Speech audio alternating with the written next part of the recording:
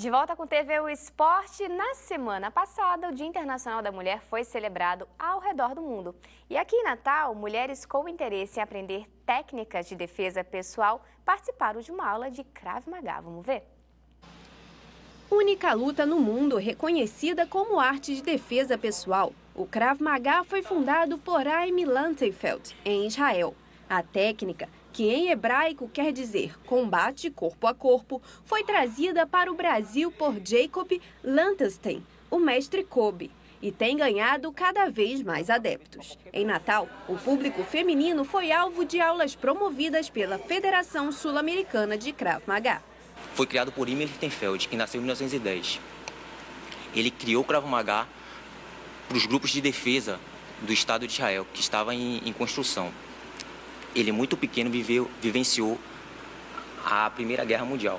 Na Segunda Guerra Mundial, ele já estava mais preparado. E já tendo praticado vários esportes, como o boxe, a luta grego-romana, ele visualizou que isso não era efetivo na rua. Ele adaptou e adequou as técnicas do Krav Maga para o mundo civil, tornando eficiente e acessível para todo e qualquer tipo de pessoa. Em homenagem às mulheres, a gente oferece nacionalmente esse seminário. De acordo com dados do Instituto Datafolha, no Brasil, 1 em cada 3 mulheres sofreram algum tipo de violência no último ano. Quando falamos de agressão física, os números registram que 503 mulheres brasileiras foram vítimas a cada hora. Espero me defender assim, de um estupro, por exemplo. Tipo assim, toda mulher tem muito receio em relação a isso. Então, assim, eu sei que, claro, quando existe uma arma de fogo, você não tem como reagir, mas eu espero estar preparada para tentar me defender mesmo. Mesmo sem identificação clara, é possível reagir à agressão de forma eficaz. Com movimentos rápidos e simples, o Krav Maga foca no rosto, na garganta e nas genitais para neutralizar o agressor. Vai! Golpes do Krav Maga sempre visam pontos sensíveis do corpo. Independente do porte físico do agressor, ele sempre vai ter olhos, nariz, garganta e genitais. E são esses pontos que a gente sempre visa nos golpes do Krav Maga. Nesta aula especial, o clima estava até leve e descontraído, mas quem pratica o Krav Maga garante que em situações de risco e tensão é possível agir de forma rápida para preservar a própria integridade. Ele melhora seu condicionamento físico, sua atenção, a gente passa a reconhecer situações de perigo, andar mais atenta na rua, e isso é muito importante. Além da confiança que você ganha em saber que se algo aconteça, você tem aquela escolha de poder se defender e saber como fazer. Nós somos muito fortes. A mulher é uma pessoa muito poderosa. E saber se defender é fundamental, é fundamental. Legal, né, gente? Bom, e no final de semana rolou muita porrada aqui, bem pertinho, ali, ó, em Fortaleza. Nas lutas principais da noite do UFC, os potiguares não se deram bem. Jussier Formiga perdeu para o americano Ray Borg por decisão unânime e a Beth Pitbull conseguiu sobreviver e arrancar o empate com a Marion Renault. Deu ruim também para o brasileiro na luta principal da noite. Vitor Belfort foi nocauteado no primeiro round pelo americano Kelvin Gastelum. O Vitor até que começou bem, mas os dois cruzados bem aplicados pelo americano levaram o brasileiro para a lona. Com o resultado, o Belfort igualou a sua pior sequência no MMA, com 3 derrotas consecutivas. Eu fiquei cascaviando nas redes sociais, eu confesso que eu assisti as principais lutas e a turma ficou incrédula, até saiu vários memes que ficaram até 3 da manhã para ver a derrota do Vitor, mas foi sensacional, inclusive assim, ele teve a questão da técnica, né? O Vitor tem quase 20 anos de UFC, é um velhinho, né? A Beth falou, inclusive, da adversária dela, também tirou onda, ela tira muito sal, chamou a adversária de velhinha, né? Mas quase também tem 30 anos. Quase que ia, né? Tira sarro até de imagem, a Beth, às vezes. É, mas aí o Vitor... Mas isso faz parte do UFC, os caras também fazem isso. De quê, Dudu? Os caras também tiram sarro, fazem muito Sim. isso. O próprio Anderson... Faz parte do Anderson show, Silva né? faz muito isso. Faz parte do É show. uma forma de vender a luta. Sim, claro. Pois Não é, que eu e o concorde, Vitor... mas é uma forma de vender a luta. E o Vitor ficou aí nessa coisa da experiência. O adversário dele, a gente até, os cearenses chamam até de Wesley Safadão, porque ele aprendeu muito português, ele cantou muito Wesley Safadão. Ele tinha a questão da força, né? Por ele ser... ele tem 20 e poucos anos, não lembro agora a idade certa, 22, 23. Mas, enfim, ele não usou a técnica, a força venceu a técnica. Infelizmente, o Belfort agora tá aí... Tem a ver com a idade isso, Ricardo, você acha? O Belfort já não está conseguindo ter aquele controle sobre o corpo? Ele reclamou e anunciou que vai, inclusive, se aposentar, né? Sim, eu acredito que tenha realmente a questão... Existe a técnica, o Vitor Belfort, ele é um cara muito forte, ele é muito experiente, ele tem quase 20 anos de UFC. Então, ele os primeiros, ele começou muito novo no UFC, né? Sim, exatamente, começou novinho, né? Ele tem muita habilidade também do judô, mas tem aquela coisa... A idade vai passando, você vai sentindo mais dores, você sentindo mais dificuldades. Tá com o Anderson também se assumiu em relação a isso e o Vitor declarou, é hora de parar. Né? Ele quer fazer a última luta que está no contrato dele no Rio de Janeiro, né? Que vai ser agora em junho. E aí a gente vai ver, né, se ele vai fazer igual o Anderson Silva, que parou, porque disse que ia parar, mas teve a turnê, como a Ana Clara falou. De despedida. A turnê de despedida, ou se ele, fato, vai fazer a última luta no Rio de Janeiro, que é um desejo dele de fazer um grande encerramento na terra dele, né? Mas uma coisa assim que é de se ressaltar, quando a gente fala sobre MMA e lutas no geral, é o quanto a exaustão física desses atletas, né? Porque assim, o próprio Vitor Belfort começou, sei lá, com 19 anos. Imagina esse cara há, sei lá, 20 anos dentro de um campeonato, quanto que ele não tem de lesão, quanto que ele não sofreu, né?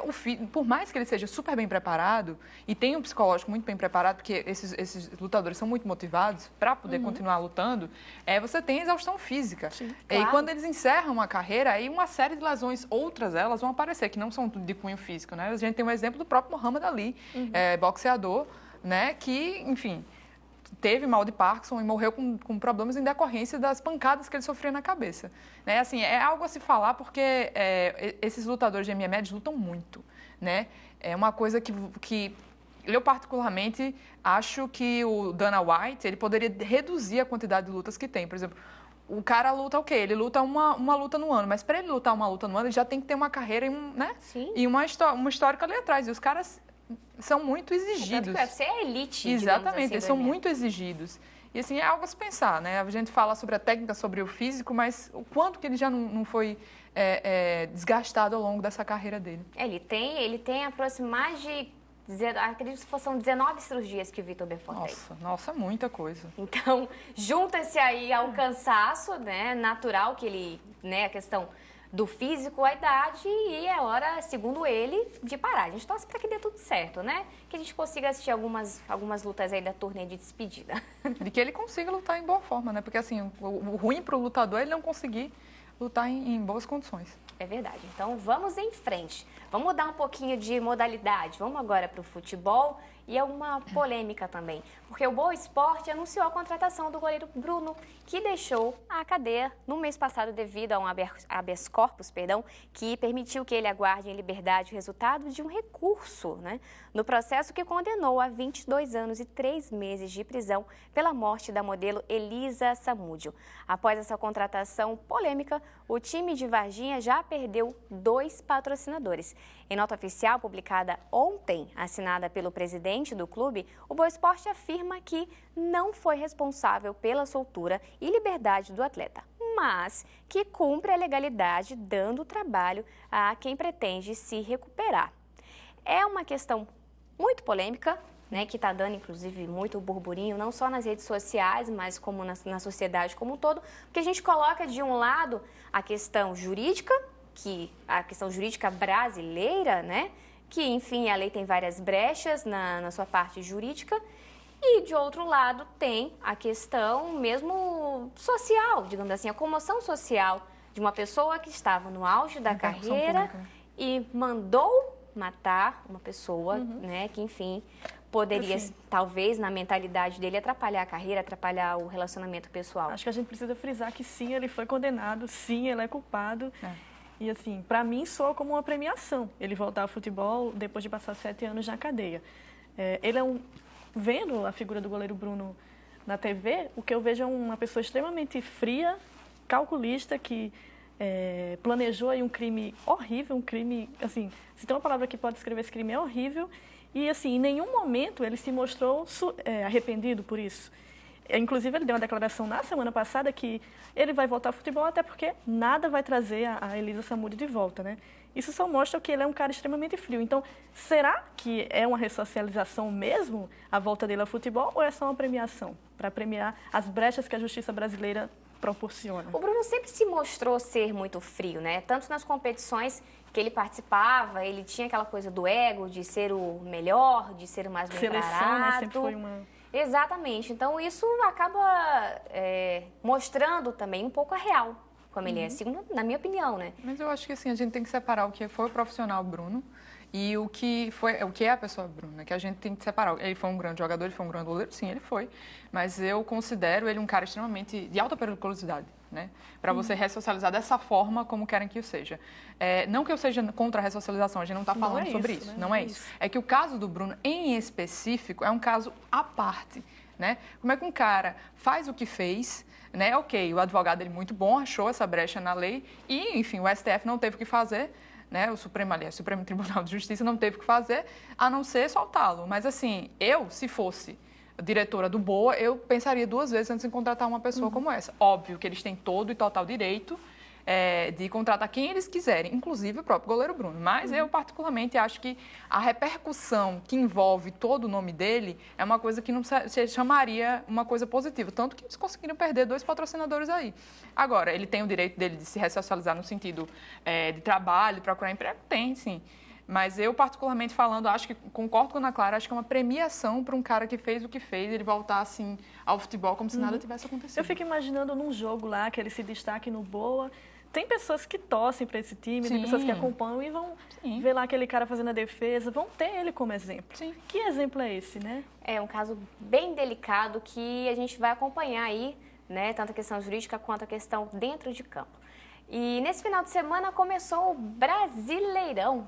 É isso mesmo, não é a apresentadora tá louca não, gente. O Campeonato Brasileiro Feminino de Futebol teve início na última sexta-feira e já teve até goleada, viu? O Flamengo estreou fora de casa contra o Vitória da Bahia e venceu por 3-0. O Rio Preto também goleou a Ferroviária pelo mesmo placar, 3-0. Já o São José empatou com a Ponte Preta por 1-1. E no grupo 1, o Corinthians Audax goleou o São Francisco por 4-0. Que chocolate, hein, gente? E no mesmo grupo, o Audax Unip ficou no empate com o Sport de Recife por 1-1. E o Grêmio se deu bem em cima do Vitória de Pernambuco, vencendo por 1-0. O Campeonato Brasileiro que teve algumas modificações, né? A 4ª edição do Campeonato Brasileiro Feminino, que agora tem 2 categorias, aí, digamos assim, mas que ainda assim deixa muito a desejar, né? Tanto em relação à premiação quanto em relação à cobertura mesmo do futebol feminino. E a gente tem muita coisa ainda a conquistar, né? Sim. Acho que era a Amanda. A Amanda estava até comentando que o Corinthians, né, esse ano, começou a divulgar nas redes sociais, enfim, na página dele, né, o resultado dos times de futebol. Mas, assim, por exemplo, eu não vejo com frequência os Tanto demais times fazendo né? isso. Exato. Não tem. O engajamento, ou mesmo, óbvio que é uma determinação que está sendo cumprida, mas se está sendo cumprida, eu acho que eles têm que fazer isso de bom grado, né? E tem que mostrar que o futebol feminino existe. E a gente viu aí resultados bons, né? O Flamengo goleou, o Corinthians também, então não tem por que não divulgar isso. Pra ter uma ideia, até vocês estão assistindo agora, vocês não vão ver o gols, porque a gente não quer não, tá? É porque a gente não conseguiu as imagens para mostrar para vocês. Isso é muito lamentável. A gente quer mostrar o futebol feminino, mas infelizmente a gente não conseguiu. Não basta o campeonato acontecer, né? As pessoas têm que saber o que está acontecendo. Exatamente. Tem que ter acesso para poder conhecer e tomar gosto também. Como é que o torcedor vira torcedor de um time? Ele tem que ter contato com aquilo ali para poder tomar gosto e continuar assistindo. Né? E não está rolando isso até o momento. Eu espero que os clubes passem a investir também nisso, né? Na divulgação, não só dos jogos, mas também nas redes sociais, enfim. Não só da CBF em si, mas também dos próprios clubes. O que é lamentável também que os clubes que, porventura, inclusive, têm o seu acesso garantido, né? Que são os 5 primeiros, salvo engano, dos clubes masculinos, que já têm acesso direto ao feminino, alguns deles não quis participar, e outros, né, tem aí um clube terceirizado, como é o caso do Corinthians, que tem aí através do clube do Audax, que, né, meio que cede isso, o próprio Grêmio, que criou meio que uma seleção gaúcha, né, e é bem estranho, né? Mas, infelizmente, é a nossa realidade. Premiações também. Em primeiro lugar, para vocês terem noção, primeiro lugar de R$120 mil. E o último colocado do Campeonato Brasileiro, no ano passado, levou pouco mais de 700 mil. O último, na zona de rebaixamento. Você fala do masculino? Do masculino.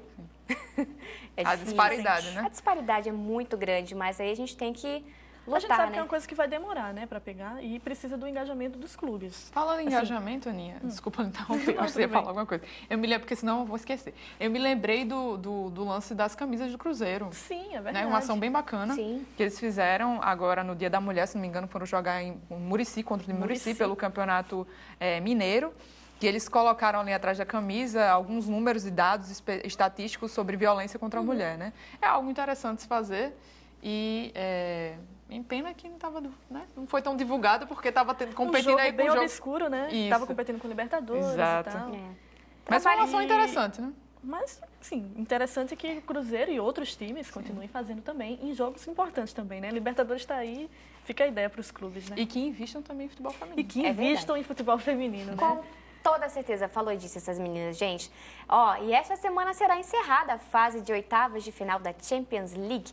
8 clubes entram em campo para definir as últimas 4 vagas das quartas de finais. Amanhã os confrontos serão entre Juventude Porto e Leicester City e Sevilha. E na quarta-feira o Mônaco, recebe o Manchester City e o Atlético de Madrid enfrenta o Leverkusen. E, aliás, semana passada teve o clássicozão, né? Não foi um clássicozinho, né? Foi um jogaço. E a gente vai acompanhar os próximos episódios do Barça e toda a galera que tá aí nessa vibe. Será que teremos outro jogão como Barcelona e PSG?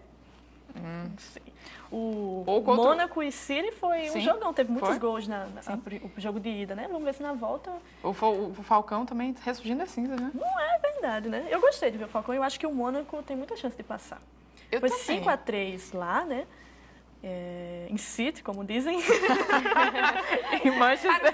City foi 5-3 para os íntimos. Para o Manchester. Mas, assim, o Mônaco fez 3 golzinhos fora, né? Isso faz alguma diferença. E, assim, o time exatamente. O time do City não é do Manchester City. O time do Manchester City não é também um time, assim, tão imbatível, não. Pelo contrário, é um time que joga pra frente, como todos os times do Guardiola. Então, assim, dá pro Mônaco jogar e conseguir tirar esse resultado. Desses jogos dessa semana, quem tá muito bem é a Juventus, né? Que venceu por 2-0 fora de casa. Então, precisa só fazer o dever de casa. Mas, se bem que o PSG também precisava só fazer o dever de casa e deu no que deu. Só um pouquinho, né? E você acompanha, claro, os próximos resultados aqui, claro, no nosso programinha, tá bom? E a gente vai agora para mais um intervalo e você fica aí que daqui a pouco a gente volta com mais informações aqui no TV Esporte.